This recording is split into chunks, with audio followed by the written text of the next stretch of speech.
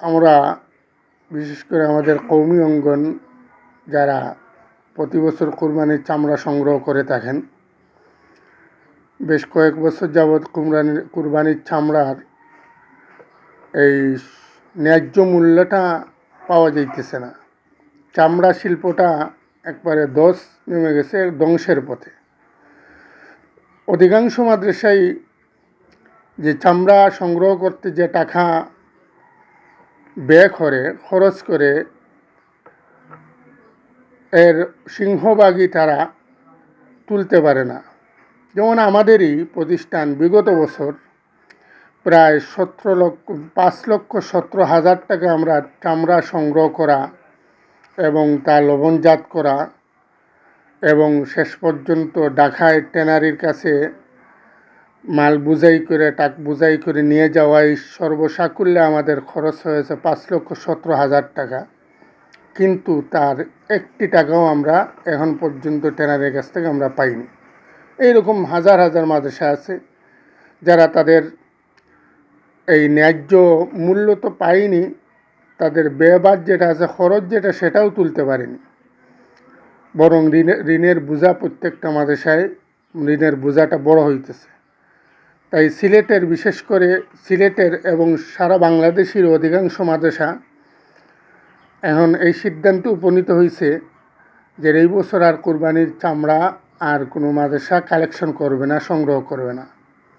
যদিও এটা অত্যন্ত কষ্টকর আমাদের জন্য, এবং বিশেষ করে আমরা ক্ষমাপ্রার্থী আমাদের এলাকার মাদ্রাসার মুহিব্বিন, মুতাআল্লিকিন, মাদ্রাসার হিতাকাঙ্ক্ষী যারা, তাদের কাছে, যে তারা প্রত্যেক বছরই চামড়া আগেই তারা নির্ধারণ করে রেখে দেয়। এবং আমাদের অঞ্চলে বিশেষ রেঙ্গা এলাকার যে ঐতিহ্য, যে হযরত শেখ রেঙ্গা রহমতুল্লাহি আলাইহির সময় থেকেই এলাকার তৎকালীন মুরব্বিয়ানে কেরামরা তারা চামড়া এবং বিভিন্ন মৌসুমি চাঁদা আছে, এগুলা মাদ্রাসার জন্য আলাদা নির্ধারণ করে রাখছেন এবং মুরব্বিয়ানরা তাদের পরবর্তী প্রজন্মকে এইরকম উপদেশ দিয়ে যাইতেন। তাই আমাদের এলাকার হিতাকাঙ্ক্ষী মাদ্রাসার যারা আছেন তাদের কাছেও আমরা ক্ষমাপ্রার্থী, যে এই কয়েক বছর যাবৎ আমরা যে ঋণের বোঝাটা আমরা বহন করে আসতেছি, এই জন্য এই বছর আমরা বাধ্য হয়েছি চামড়া সংগ্রহ করা বন্ধ করতে। কারণ গত বছর যেটা একটা টাকাও, এর আগ পর্যন্ত কিছু আংশিক টাকা আমরা উসুল করতে পারছি, কিন্তু গত বছর একটা টাকাও আমরা ট্যানারির কাছ থেকে উসুল করতে পারিনি, সংগ্রহ করতে পারিনি। তাই আমরা এবং সিংহভাগ মাদ্রাসাগুলা আর বৃহত্তর সিলেটের তো অধিকাংশ মাদ্রাসায় এই সিদ্ধান্তে উপনীত হয়েছে যে তারা সংগ্রহ করবে না চামড়া। তাই এলাকাবাসী এবং কুরবানি যারা দেবেন তাদের কাছে আমাদের আকুল আবেদন যে আপনারা নিজ দায়িত্বে চামড়া যেভাবে হোক নিজ দায়িত্বে চামড়ার সৎ ব্যবহার বা চামড়ার সঠিক ব্যবহার যেভাবে হয় সেভাবে করার চেষ্টা করবেন।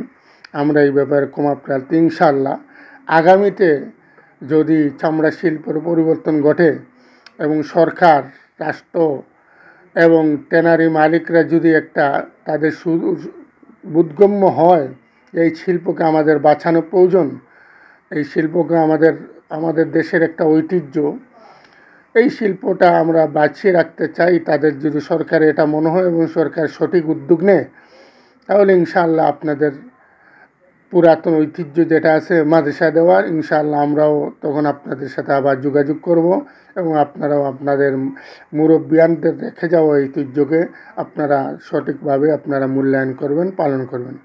ওয়া আখিরু দাওয়ানা আলহামদুলিল্লাহি রাব্বিল আলামিন।